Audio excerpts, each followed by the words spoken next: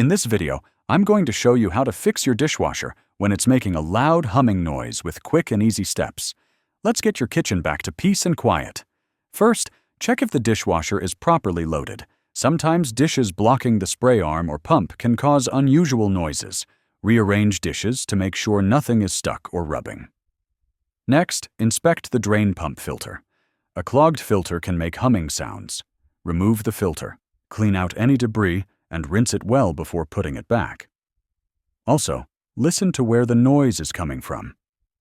If it's near the bottom, the drain pump or motor could be struggling.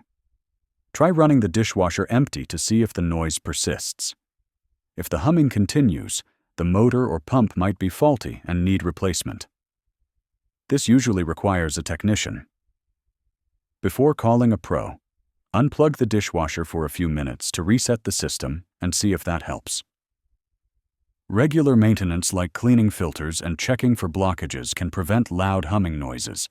If this video helped you, please like and subscribe to the channel for more easy appliance fixes.